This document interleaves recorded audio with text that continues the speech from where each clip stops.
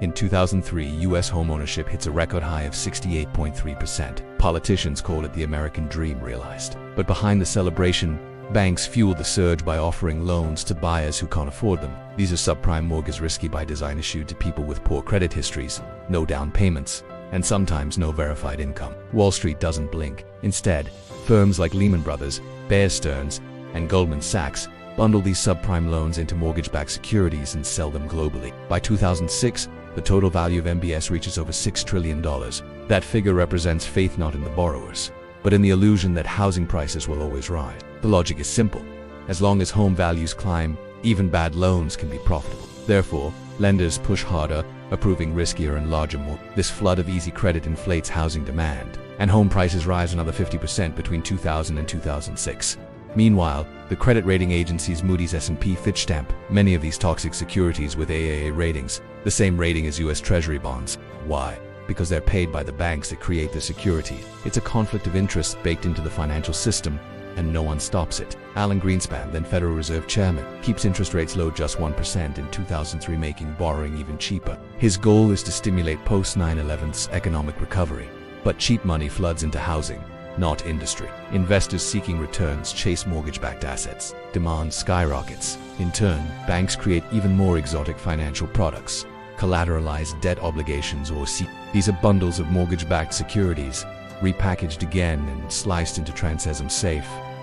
By 2007, over $1.3 trillion in CDOs has been sold worldwide. That same year, mortgage default rates begin to rise. Home prices flatten, then slip. Subprime borrowers, many with adjustable rate mortgages, their monthly payments double, they can't pay. Foreclosures surge by 75% in a single year. Still, the market stays calm. Wall Street's models assume that housing prices have never declined nationwide, because that's never happened. They say it can't happen, but history doesn't repeat, it shatters expectations. The banks hold billions in assets they now can't value. No one knows what these CDOs are really worth. Meanwhile, insurers like AIG have written hundreds of billions in credit default swaps bets that these securities won't fail. But they're not backed by reserves. If the securities crash, the insurance fails too. The system is so interconnected that one bank's failure could trigger global contagion. Yet executives reassure investors. The phrase "contained risk" becomes a mantra. They don't see or refuse to see that the entire foundation is built on sand.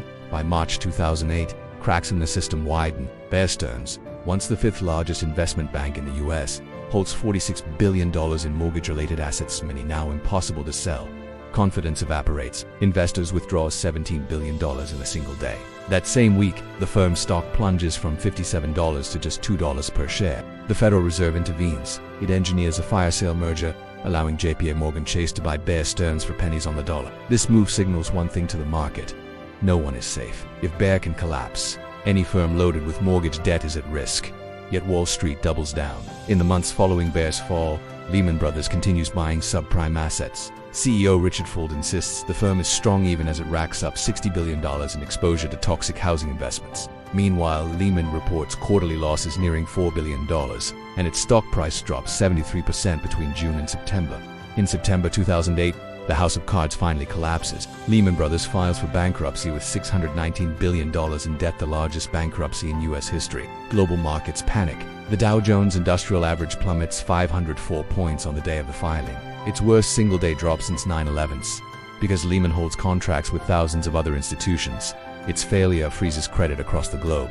Companies can't borrow, banks won't lend, panic spreads like a virus. AIG, America's largest insurer, is next. It has written $440 billion in credit default swaps on mortgage securities. When those securities crash, AIG owes billions it cannot pay. The government steps in with an $85 billion bailout to prevent systemic collapse. Meanwhile, Washington Mutual, the largest savings and loan bank in the country, fails with $307 billion in assets. It's seized by the FDIC and sold to JP Chase for just $1.9 billion. Wachovia follows, requiring a government-facilitated rescue days later. Treasury Secretary Henry Paulson and Federal Reserve Chairman Bernanke proposed the Troubled Asset Relief Program, TARP. It calls for $700 billion to buy toxic assets from banks and stabilize the system. Congress initially rejects it, triggering the Dow to drop 777 points, the largest single-day point loss in history at that time. Wall Street executives, once champions of deregulation and free markets, now plead for intervention. They argue that failure to act will lead to a depression.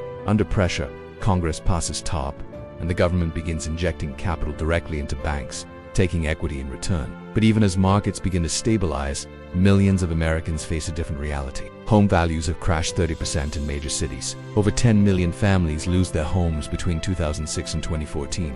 Retirement savings evaporate. Unemployment spikes to 10%, the highest in 26 years. And through it all, very few face consequences.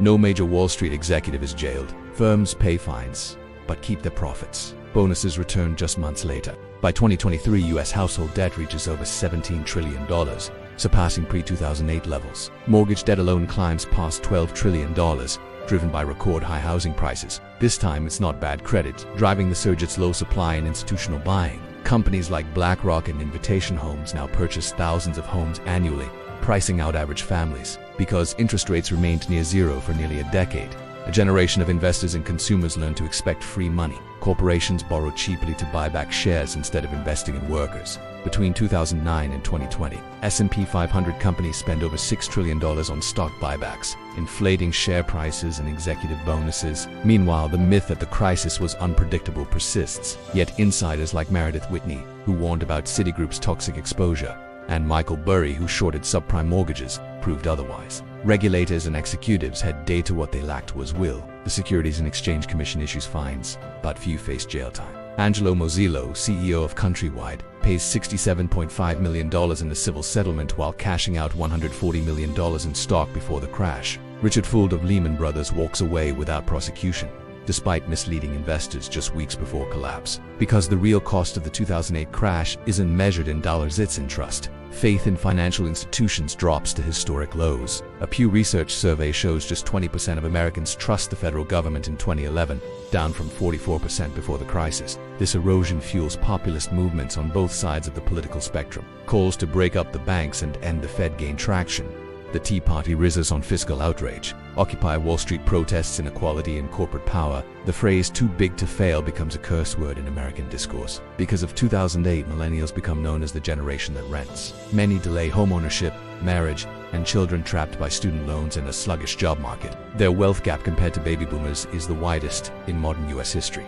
And as the economy recovers on paper, mental scars remain. A Harvard study finds that young people who enter the workforce during a recession, 10 to 15% less over their lifetime. A lost decade of prosperity is never fully regained. The story Wall Street tells is one of resilience, how capitalism self-corrected and bounced back stronger. But beneath that narrative lies silence about the moral hazard, the rigged bailouts, and the erased victims, about how warnings were ignored, reforms gutted, and lessons forgotten. What Wall Street doesn't want you to remember is this: the 2008 collapse wasn't an accident. It was engineered by greed, permitted by regulators, and paid for by everyone else. And the system that allowed it, still intact. If you enjoyed this, I would greatly appreciate it if you could subscribe. Thanks for watching.